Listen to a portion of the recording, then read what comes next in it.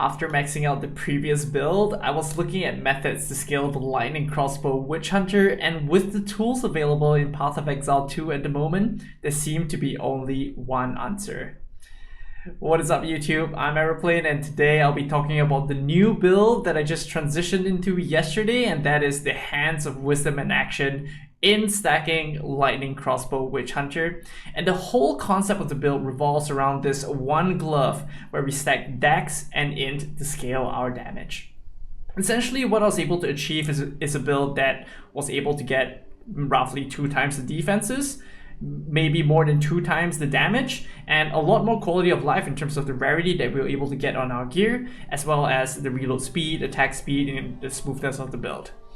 And for Path of Exile 1 players, you'll be well aware of the price tag that comes with any stat stacking builds, and for the newer players, essentially stacking attributes is generally a very expensive endeavor. But before I jump into what I paid for the pieces of gear, let me first jump into the build, starting with the gems.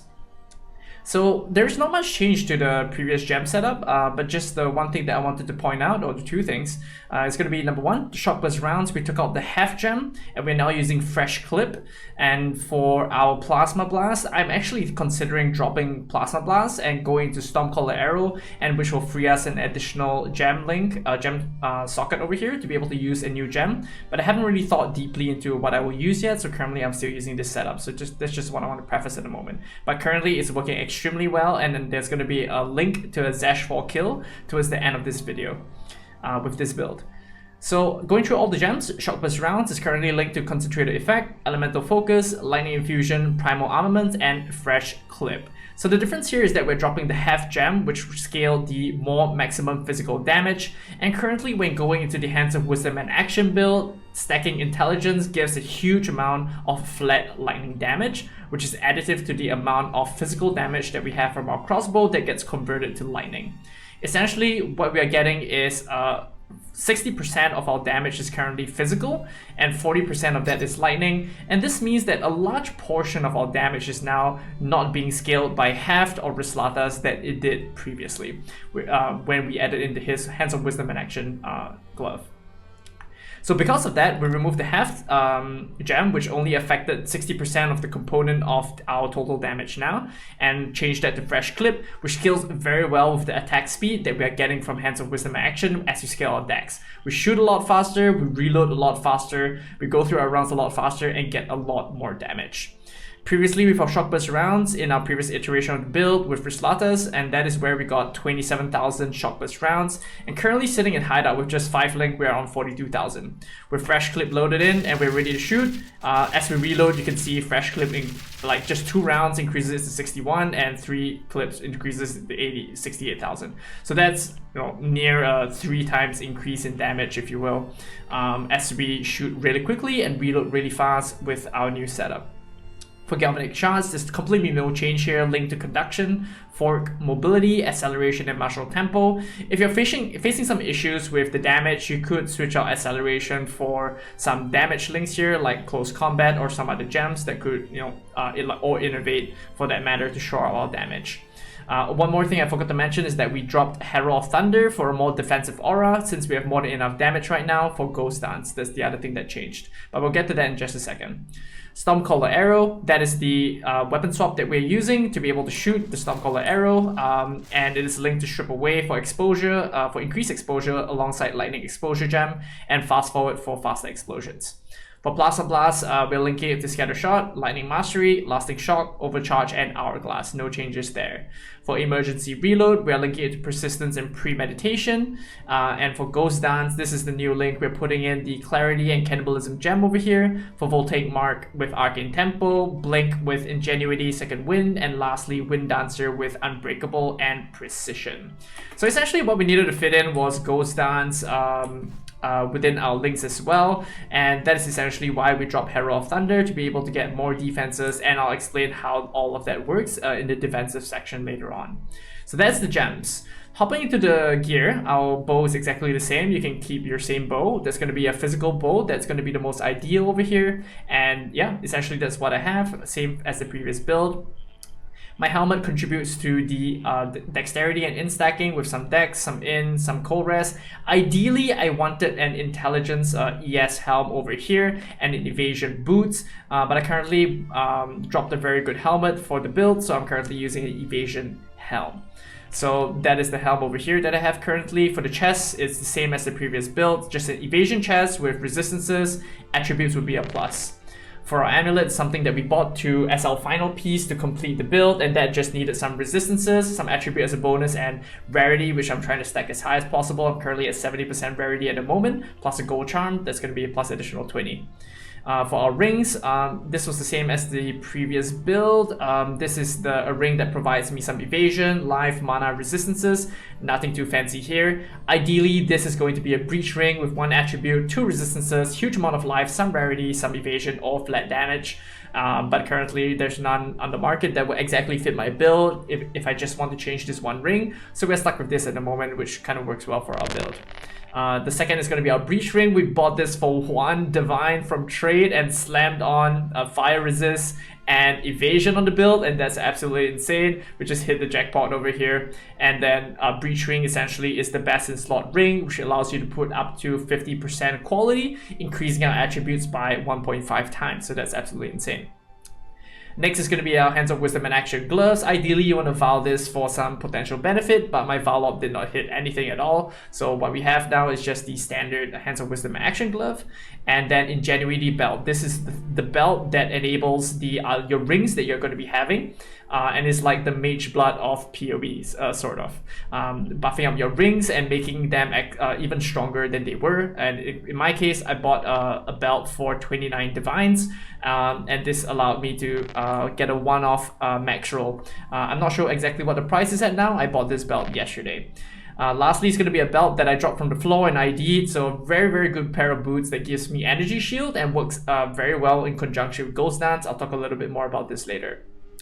So essentially, what we have is this build with 5k life, 500 energy shield, and let me just go into more detail how I scale my offenses.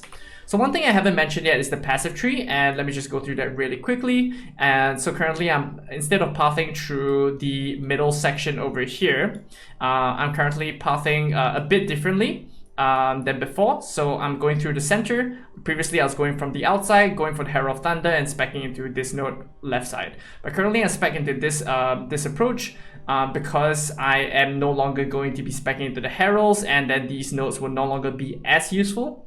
And hence I'm going to be speccing by the outer rim to be able to get more attributes for the build.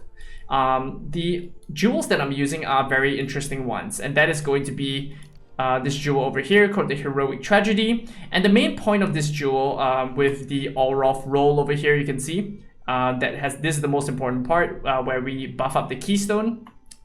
And that essentially is replacing this keystone over here, which previously was Whispers of Doom. And by putting in the Heroic Tragedy, converts this to this new keystone called Black Scythe Training that gives you intelligence bonuses to be converted to evasion rating instead. So previously, as we stack int, we're going to get a lot of mana. You can see here, we stack 430 int, we got 1.6k mana, but that's not very useful for our build. And that is where we put in this Heroic Tragedy of the Olroth and converts all the bonuses. So instead of intelligence granting mana, it's now granting 1% evasion instead, and giving us a huge amount of evasion, which scales very well for our build with the in-stacking that we are doing. On top of that, it coincidentally had a bonus for Varana's Fury, giving 40% projectile damage, very efficient pathing to get some Lightning Pen into a 40% increased projectile damage as a little bit of a bonus. The other side wasn't very useful. So if you don't get anything good here, that's perfectly fine. You can just spec out of this and you can get penetration on the other side of the tree. The other jewel that we're getting is going to be the Against the Darkness Time Lost Diamond Jewel, and this is something that I bought today for 18 divines. And the Heroic Tragedy Jewel that I forgot to mention previously, I purchased for about 10 divines. I'm not sure what the price is at now. But for the Against the Darkness Time Lost Jewel, the best in slot is going to be this over here. It's going to be % dex or % int. If you're not able to get the resistances for your build, that's where you'll be getting something with % in and maybe resistance instances on the affixes instead of double attribute. So 18 Divines is a bit steep, but this is the best in slot, so I was willing to splurge a little bit. So one interesting thing about this jewel is that the trade site is now super bricked and you're not able to search for the exact modifiers you want. So the only way to get this jewel right now is to activate live search, wait for your jewels to come up, or just leave it on for an hour or two and then you can search for your jewel. But essentially this is the only way to search for this jewel right now, and let me just show you how this looks like. So it's going to be this. Okay, there's going to be some errors at the moment, but you're not able to search for the exact jewel you want because of the trade site limitations. So I'm currently not able to show the live search, but essentially the live search is the only way to find the jewels you want. And then once you see what you need, you control F and search for intelligence and then pick the jewel you want. So that's unfortunate there. So coming back over here, so the pathing that I'm doing differently is that we are taking the blinding flash over here because this scales the notables for the percent in index. So with a 1 point, we can get an additional amount, which is very nice because you can get 3 over here. If you want a bit more attributes, you can go for Jack of all traits, and you can get about 25% increased damage based on your lowest attribute, which is your strength over here. So that is it for the passive tree. For the jewels, which I get a lot of questions about, it is anything that would help the build. So for myself, that is where I'm going to get some like reload speed, attack speed, projectile damage, attack damage, accuracy rating if you want a bit more accuracy at range, magnitude of shock as some of the benefits, maximum lightning, movement speed. I'm not sure if I mentioned that yet. So all of these things that you think you need at the moment, if you're not 100% shocking the enemy, probably go for some magnitude of shock on your jewels. That would help a lot with increasing the more damage that you apply on the monster.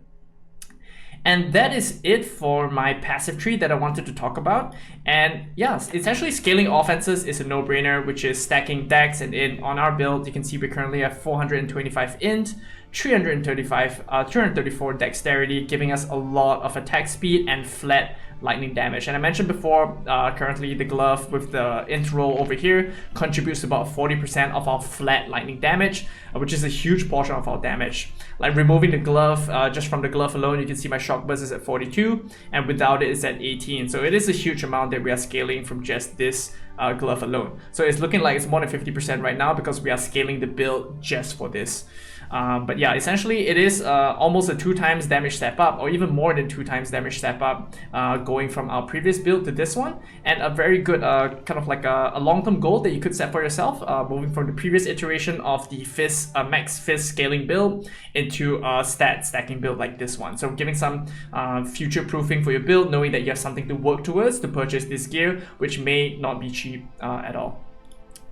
So that is that. Next is going to be about defenses, and there's a few interesting things that we're currently building. So with the new Heroic Tragedy giving us a lot more evasion, with Sorcery Ward on our tree, which is our same ascendancy that we're taking, giving 50% less armor and evasion, and even after all of that, you can see that we currently still have 80%, almost 80% chance to evade.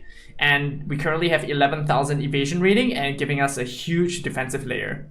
On top of that, you can see that we currently, so the Sorcery Ward provides 3.4k Elemental Shield, which provides 2 things that people don't really realize. So you just think, okay, this shield absorbs elemental damage, but there's 2 very important aspects here. Number 1, elemental damage from area of effect, on-death mechanics or slams or anything that does elemental damage, all of that gets absorbed by Sorcery Ward. And with a 3,400 Sorcery Ward, that is quite a sizable chunky number. That is actually more than our life pool and ES pool combined. So that is a lot of shield that we get, and it does cool down over time. So currently we are only just taking the Sorcery Ward over here, not going for the second one because we really want the Explode and Decimating in our maps, which is very nice. And honestly, we hardly ever die. We're currently at 95 and almost 95.5. And yeah, it has been a very smooth ride, generally from 93 onwards, since we spec into this Sorcery Ward approach. And even more so now, we get a larger Sorcery Ward. Previously, on the previous iteration, we're on like 2,000 Sorcery Ward, so that's a huge step up. Next thing that we added was the Ghost Shrouds, which works very well with the Energy Shield approach. So what does, Ghost Dance, which provides Ghost Shrouds. So what does that do? Essentially, when you get hit by any hits, essentially 5% of your evasion will get recovered as Energy Shield. And currently we have 500 Energy Shield. When we get hit, how much Energy Shield we get back is going to be 5% of 11,000, and that is about 500. Essentially every hit that you get hit, if you get hit by 300 damage, you will lose 300 energy shield and recover 500 energy shield back. Any damage that is less than 500, you will not even see anything move at all. You will not see your HP move, you will not see your ES move, and all you see is the number from 5 Ghost Shrouds go down to 4. And that's for any hits less than 500 ES. If you get hit by a hit of 800 damage, physical, essentially what will happen is 506 will get absorbed, and then 300 will hit your life, and then you will not even see your ES move at all. The Ghost Shrouds will go down from 5 to 4, and your HP will go down from 2.5 to 2.2. Your energy shield will remain full. And that is Ghost Dance that gets regenerated every 3 seconds. You can opt for fast forward to go put on Ghost Dance to recover every 2 seconds instead of 3, but honestly I have not felt the need to be able to add that in, and it works perfectly well with the current iteration. So we're currently having fast forward on our Stormcaller arrow to have it pop faster on bosses.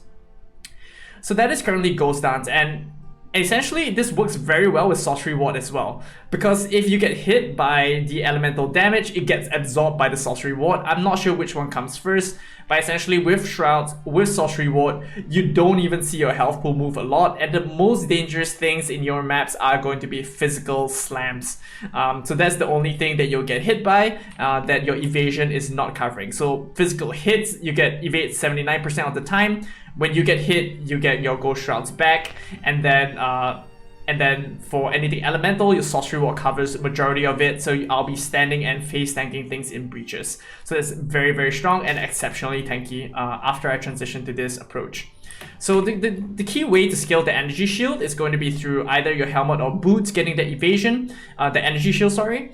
And ideally, I wanted this to be in reverse, but with the gear available, I had it this way. But essentially, you want an energy shield helm with an evasion boots because you get access to Subterfuge Mask, which helps you be more efficient when it comes to scaling your energy shield, because any energy shield you get will be converted to evasion. So this is something that you could anoint if you wanted to. So one thing I forgot to cover is going to be the anoint, and that is going to be Insightfulness, which is a very good anoint, giving us 6% int, we're an in-stacking build, and maximum energy shield to help to scale the flat energy shield on the build.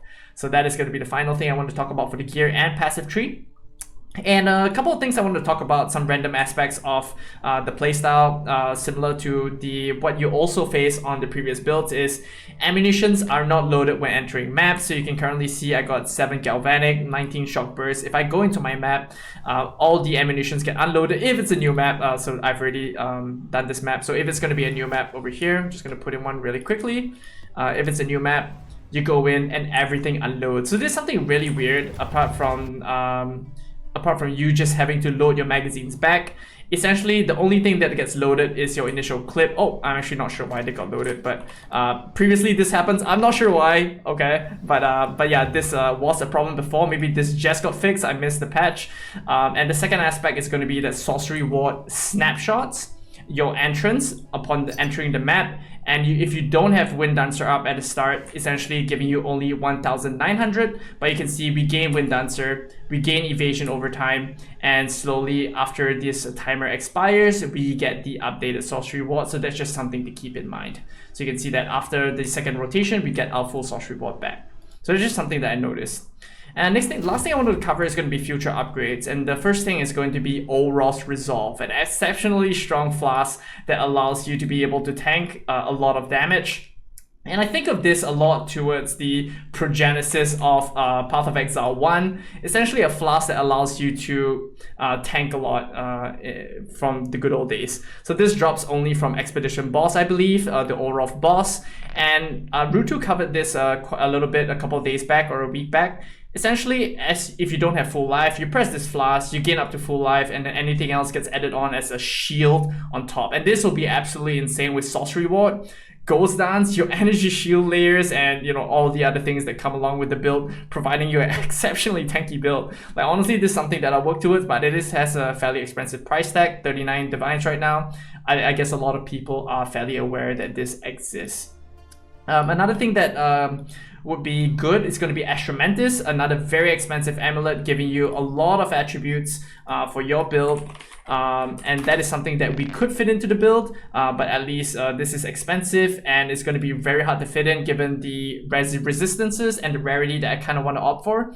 But you can see here that the Astromantis is very, very, very expensive. I think just 2 days ago, I was looking to buy this at 80 divines, and just today it jumped up to 160 divines. So absolutely crazy right now in terms of the prices. So something fairly unattainable. At least you only will farm for a couple of days before you're able to buy this one. And then a new tech that just dropped today is going to be the Aziri's Disdain. So that is going to be this helmet that gives maximum life as extra energy shield. So this is something I'm going to explore in the future, but essentially this will give you a huge amount of energy shield. So you can see currently I have 172 ES. If I put on this helm, immediately jumping to 1,300 energy shield for just this one helmet alone, solving a lot of issues when it comes to the EHP for southside builds. And this essentially allows you to pair it very well with things like Ghost Dance that we talked about previously, alongside Grim Feast, that is what some other creators are looking for at the moment. So not only does it give you the EHP, but some rarity as well, but you may struggle to be able to get some attributes and resistances, but it's definitely a downside that is worth going for. So there's some stuff that I'm going to be exploring in the future, and yeah, I'll be creating a Mobalytics guide, which I'll be putting into the description, so you can see the passes and the gear, which I think people by popular demand wanted. And that is what I wanted to talk about today. So thanks so much for watching. If you liked the video, feel free to like, share, and subscribe. Check the clip after this. I posted a Xesht for kill before the optimization. I might do some more in the future, but that essentially was what I was able to achieve with this build. And thanks so much for watching, and I'll catch you in the next one. Bye. Oh, there's a short transfer.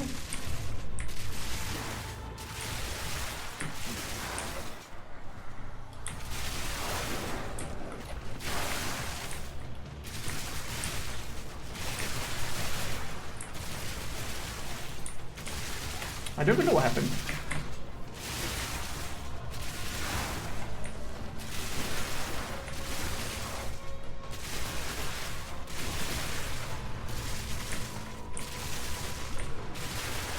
Yeah, we're definitely doing a lot more damage. I might even dare say like double damage as compared to before. But considering the investment, it should at least be double damage, right?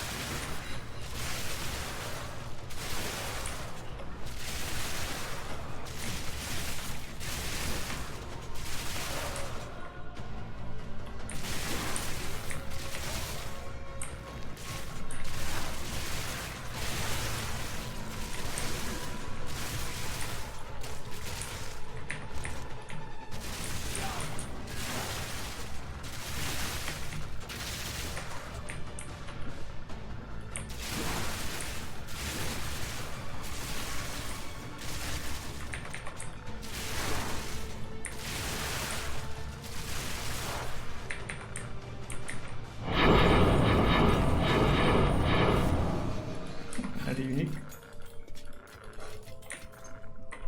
Okay, switch out our Ghost Dance and our gems. Okay.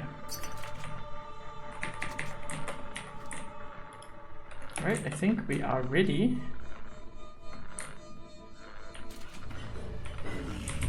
Okay, no panic. Don't roll early. Be good.